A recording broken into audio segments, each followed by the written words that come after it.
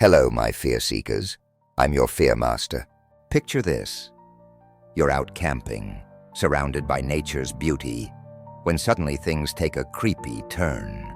These stories are about that.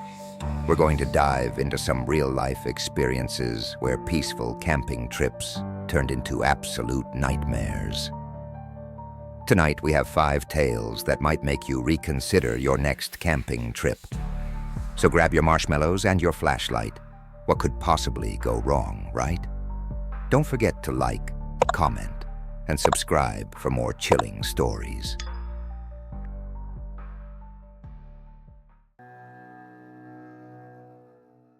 The Strange Apparition. Camping alone has always been my way to escape the chaos of city life and find peace in nature. I've always found solace in the sounds of the forest, the rustling leaves, the chirping birds, and the gentle babbling of a nearby stream. So when I had a particularly stressful week at work, I decided to pack up my gear and head out to my favorite secluded spot in the woods. The first night was perfect. I set up my tent, built a small fire, and enjoyed the serenity that only nature can offer. As the sun set, I settled into my sleeping bag, feeling the comforting embrace of the wilderness around me. Little did I know, my peaceful retreat was about to become a nightmarish experience. The second night started off just as calm as the first. The sky was clear, and the stars were out in full force, twinkling like diamonds against the black velvet of the night. I sat by the fire, sipping on a hot cup of tea, when I heard a faint rustling in the bushes nearby. At first, I dismissed it as a small animal foraging for food. But then the rustling grew louder, more deliberate. I stood up, shining my flashlight in the direction of the noise. "Who's there?" I called out, my voice echoing through the trees. No response, just the rustling, growing ever closer. My heart began to race and a chill ran down my spine. I took a deep breath and walked towards the sound, determined to face whatever or whoever was causing the disturbance. As I approached, the rustling suddenly stopped. I scanned the area with my flashlight, but saw nothing. Just as I was about to turn back, something caught my eye. Standing just a few feet away was a woman, dressed in old-fashioned clothes that looked like they belonged in a history book. Her hair was long and flowing, and her eyes were wide with an expression of sheer terror. "Are you okay?" I asked, my voice trembling. She didn't respond. She just stood there, staring at me with those haunting eyes. I took a step closer, and she vanished. One moment she was there, and the next, she was gone. I stood there, stunned, trying to make sense of what I had just seen. Was it a trick of the light? A hallucination? I shook my head, trying to clear my thoughts, and headed back to my campfire. As I sat down, trying to calm my racing heart, I noticed something odd. There, on the ground by my tent, was an old photograph. I picked it up, my hands shaking. It was a sepia-toned picture of a family, dressed in clothes similar to what the woman had been wearing, and there she was, standing right in the middle, with the same terrified expression on her face. I felt a wave of nausea wash over me. This couldn't be real. It had to be some kind of prank. I looked around, half expecting someone to jump out from behind the trees, laughing at my gullibility. But there was no one, just the dark, silent forest. I couldn't shake the feeling of being watched. Every rustle of the leaves, every crack of a twig, set my nerves on edge. I tried to convince myself that it was just my imagination, but deep down, I knew there was something more to it. I decided to pack up and leave, but as I reached for my gear, I heard it again, a faint whisper, almost too quiet to hear. "Help me!" I froze, my blood turning to ice. The whisper was coming from the direction where I had seen the woman. I knew I should just leave, get in my car, and drive away as fast as I could. But something compelled me to stay, to find out what was happening. I grabbed my flashlight and walked back into the woods. The air was thick with tension, and my every step seemed to echo louder than it should. I reached the spot where the woman had stood and called out again. "Who's there? Do you need help?" For a moment, there was only silence. Then the whisper returned, louder this time. "Help me." I followed the sound, my heart pounding in my chest. It led me to a small, overgrown path that I hadn't noticed before. As I walked down the path, I felt a strange sensation, like I was being pulled forward by an invisible force. The path ended at an old, dilapidated cabin. The roof had caved in, and the windows were shattered, but the door was slightly ajar. I hesitated, my instincts screaming at me to turn back. But the whisper came again, more urgent than ever. "Help me." I pushed the door open and stepped inside. The air was musty and thick with dust. I shone my flashlight around, illuminating the remnants of a life long forgotten. Furniture lay in pieces, and the walls were covered in cobwebs. In the corner of the room, I saw a small wooden chest. As I approached the chest, the whisper grew louder, almost frantic. "Help me. Please." I knelt down and opened the chest. Inside, I found a stack of old letters and a small, worn diary. I picked up the diary and opened it. The pages were yellowed with age, but the handwriting was still legible. It told the story of a young woman who had lived in the cabin over a century ago. Her name was Emily, and she had been tormented by a dark presence that haunted the woods. The final entry sent chills down my spine. It spoke of a night when the presence had grown stronger, and she feared for her life. She wrote about hearing whispers, calling her to the woods, just as I had heard. The last line was smudged, as if written in haste. "If anyone finds this, please help me." I closed the diary, my mind racing. Emily's spirit was still trapped here, calling out for help. I didn't know how to help her, but I knew I couldn't just leave her here. I gathered the letters and the diary and left the cabin, feeling a strange sense of purpose. Back at my campsite, I packed up my gear and drove to the nearest town. I spent the next few days researching the history of the area and learned that Emily had indeed disappeared under mysterious circumstances. I took the letters and diary to a local historian who was fascinated by the find. He promised to look into the matter further and see if there was any way to lay Emily's spirit to rest. I don't know if Emily ever found peace, but I like to think that my actions helped in some small way. The memory of that night still haunts me, but it also serves as a reminder that there are things in this world that we can't explain. Sometimes the past reaches out to us and we have a choice, to ignore it or to help those who can no longer help themselves. And so whenever I feel the need to escape the city and find solace in nature, I remember Emily. I remember her whisper, her plea for help, and the terror in her eyes. And I hope that, wherever she has finally found the peace she was searching for.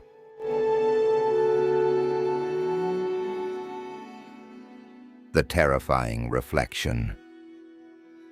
Camping trips have always been a family tradition, a way to bond and escape from the hustle and bustle of daily life. This particular trip was no different. We decided to head to a remote campsite by a serene lake, surrounded by dense forest.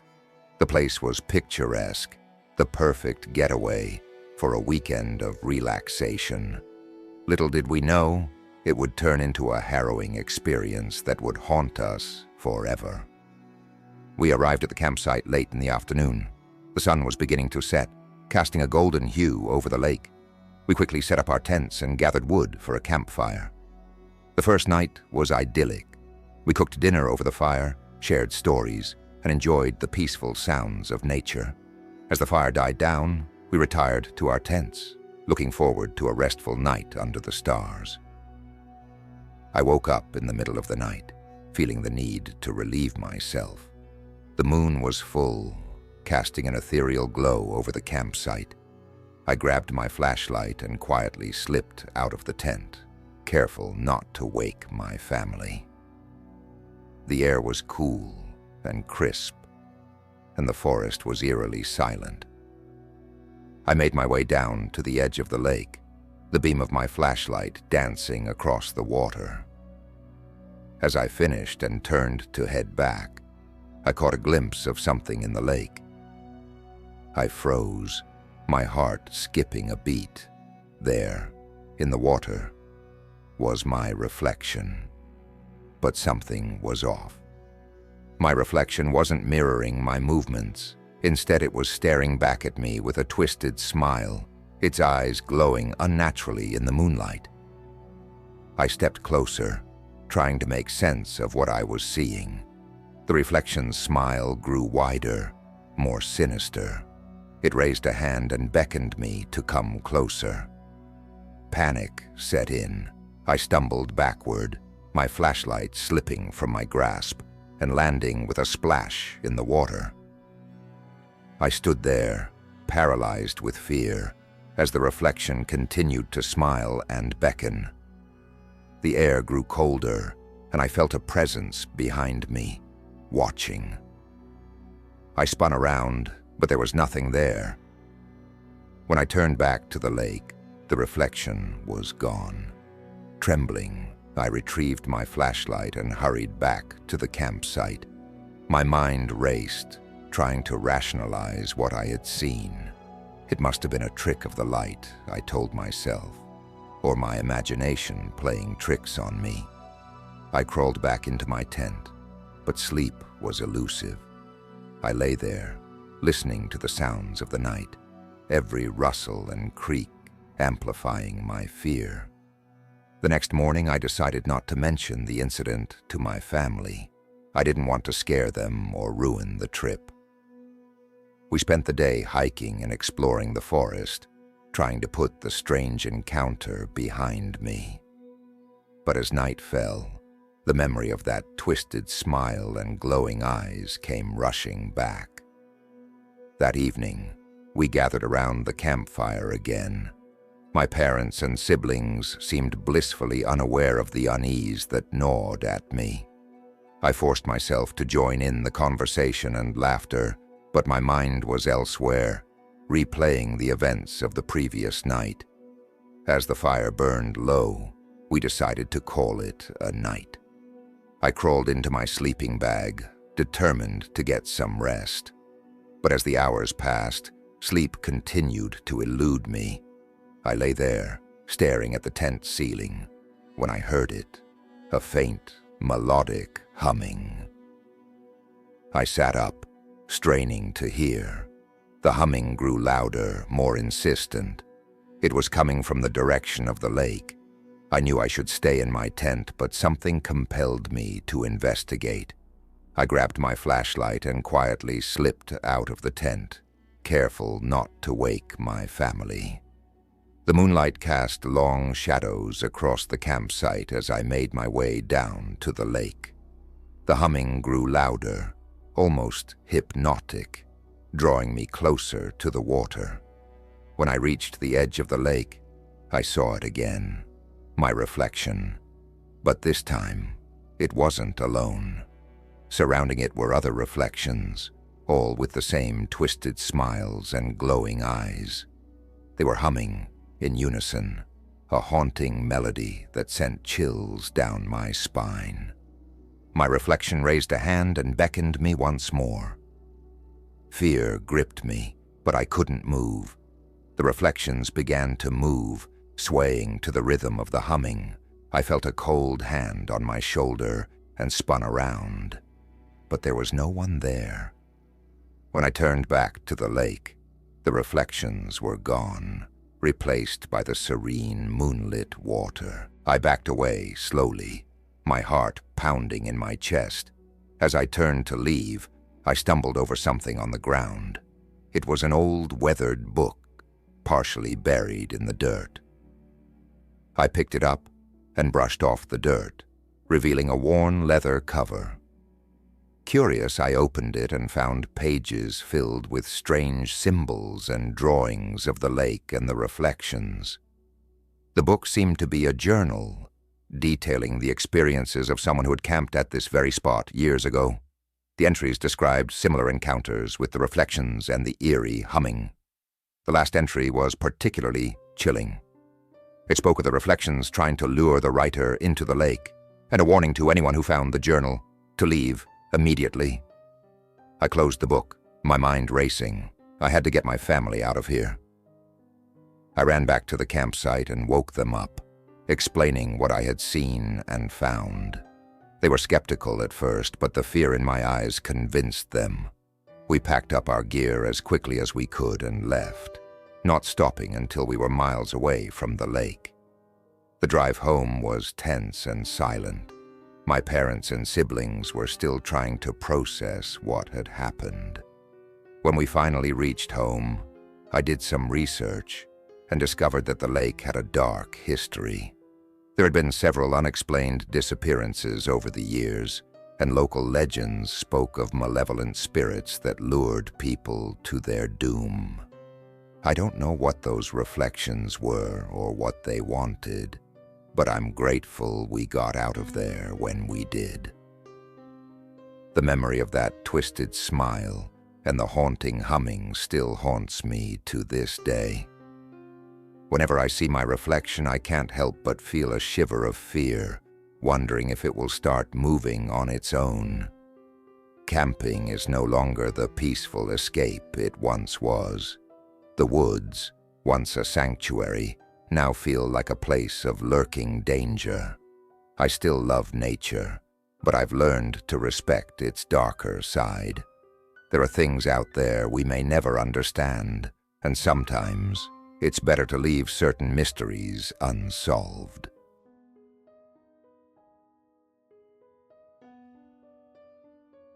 The Unexplainable Scream. Camping with friends is one of my favorite pastimes. There's something magical about sitting around a campfire, sharing stories, and being surrounded by nature. This particular trip was supposed to be just that, 4 friends, a weekend in the woods, and nothing but good times. Little did we know, it would turn into a nightmare none of us would ever forget. It was a crisp autumn weekend when we set out for our camping trip. The trees were ablaze with red and orange leaves, and the air was filled with the earthy scent of fallen foliage. We found the perfect spot to set up our camp, a clearing by a small stream, with plenty of space for our tents and a fire pit. The first night was perfect. We cooked hot dogs over the fire, roasted marshmallows, and laughed until our sides hurt. As the night grew darker, we shared ghost stories, trying to outdo each other with the scariest tales. Eventually, the fire died down, and we decided to call it a night. I crawled into my tent, feeling content and exhausted. The sound of the stream was soothing, and I quickly drifted off to sleep. But in the middle of the night, I was jolted awake by a blood-curdling scream. It was so loud and piercing that it seemed to echo through the entire forest. I sat up, my heart pounding in my chest. The scream was unlike anything I had ever heard, filled with pure terror and desperation. I unzipped my tent and stepped outside, the cold night air hitting me like a slap in the face. My friends, John, Lisa, and Mike, were also emerging from their tents, their faces pale and eyes wide with fear.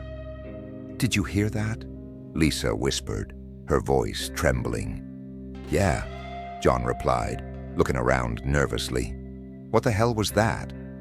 We stood there for a moment, listening intently. The forest was eerily silent, as if holding its breath. I glanced at Mike, who was holding a flashlight, his hand shaking. "We should check it out," he said, trying to sound braver than he felt. We grabbed our flashlights and set off in the direction the scream had come from. The beam of my flashlight cut through the darkness, illuminating the twisted branches and fallen leaves. As we walked, the silence became oppressive, every snap of a twig underfoot making us jump. After what felt like an eternity, we reached a small, overgrown path. The scream had come from somewhere down this path, but the dense foliage made it hard to see where it led.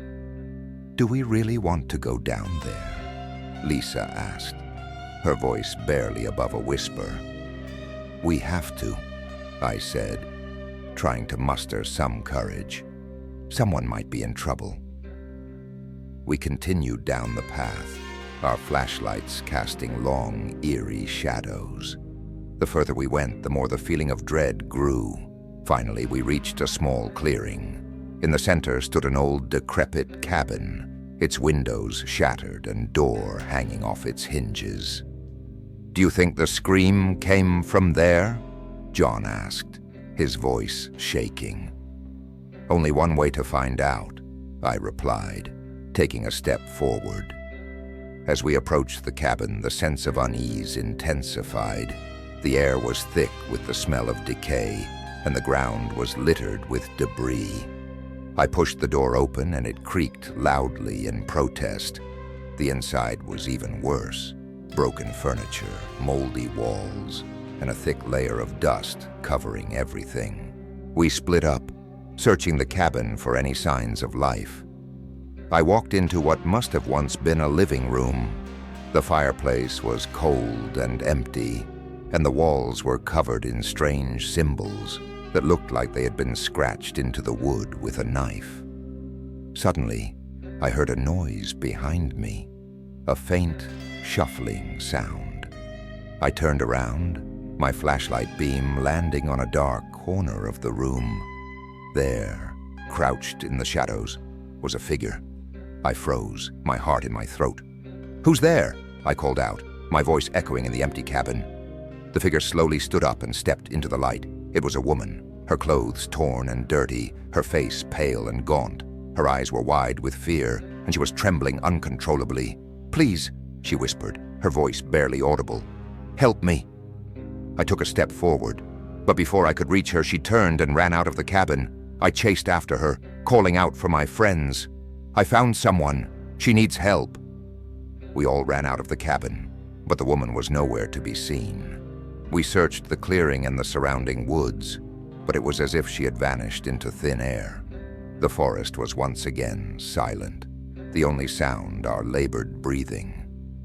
"We need to get out of here," Mike said, his voice shaking. "This place isn't right." We hurried back to our campsite, our nerves frayed and minds racing. We packed up our gear as quickly as we could and left, not stopping until we were back in the safety of our cars. As we drove away, I couldn't shake the feeling that we were being watched. The drive home was silent, each of us lost in our thoughts. When we finally reached home, we tried to make sense of what had happened.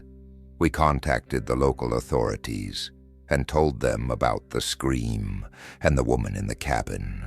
They promised to investigate, but days turned into weeks, and we never heard anything back. The memory of that night still haunts me. I can still hear that scream in my dreams, and I often wonder who that woman was and what she had been through. The symbols in the cabin, the feeling of being watched, it all remains a mystery. But one thing is certain. I will never forget the unexplainable scream that shattered the silence of that night and the terror that followed. The Whisper in the Dark. I've always loved camping. The fresh air, the crackling campfire, and the freedom from the hustle and bustle of city life have always drawn me to the great outdoors. This particular trip was supposed to be a relaxing weekend getaway with my friends, John, Sarah, and Mike. We decided to camp in a remote clearing in the woods, far away from the nearest town. The first night was perfect. We sat around the fire, roasting marshmallows and telling stories, laughing until our sides hurt. Little did we know, our laughter would soon turn into screams. It was the second night when things took a sinister turn. A storm was brewing, and we hurried to set up our tents before the rain began. The wind howled through the trees, creating an eerie symphony of rustling leaves and creaking branches. We huddled inside our tents, listening to the pitter-patter of raindrops on the canvas. As I lay there, trying to fall asleep, I heard it, a faint whisper. At first I thought it was just the wind playing tricks on me, but the whisper grew louder, more insistent. It sounded like a voice, soft and almost musical, calling my name. "Mark," it sighed, barely audible over the sound of the rain. My heart raced. I sat up, straining to hear more clearly. The whisper continued, "Mark, come outside." I unzipped my tent and peeked out. The forest was dark and foreboding, the rain pouring down in sheets. I glanced over at my friends' tents. John and Sarah's tent was zipped up tight, but Mike's was slightly open. I crawled over to Mike's tent and whispered, "Mike, did you hear that?" Mike stirred and rubbed his eyes. "Hear what?" "The whisper," I said, my voice trembling. "It's calling my name." Mike frowned and listened for a moment. "I don't hear anything, man. Maybe you're just imagining things." Frustrated, I crawled back to my tent, but the whisper persisted. "Mark, come to me." I couldn't ignore it any longer. I grabbed my flashlight and stepped outside, the rain soaking through my clothes instantly. The whisper seemed to be coming from the woods just beyond the clearing. Against my better judgment, I followed it. The forest was a maze of shadows and wet leaves. My flashlight flickered, casting eerie shapes on the trees. The whisper guided me deeper and deeper into the woods. "Mark, this way," it crooned. Every rational part of me screamed to turn back, but I couldn't. I was drawn to it, like a moth to a flame. After what felt like hours, I reached a small clearing. In the center stood a massive ancient oak tree. Its gnarled branches reached out like twisted fingers, and its trunk was covered in strange glowing symbols. The whisper was loudest here, almost deafening. "Mark, come closer." I took a hesitant step forward, my heart pounding in my chest. Suddenly, the ground beneath me shifted and I fell into a dark, cold pit. I hit the bottom with a thud, my flashlight shattering on impact. I was plunged into darkness, the only sound my own ragged breathing. Panic set in. I scrambled to find a way out, but the walls of the pit were smooth and slick with mud. The whisper had stopped, replaced by an oppressive silence.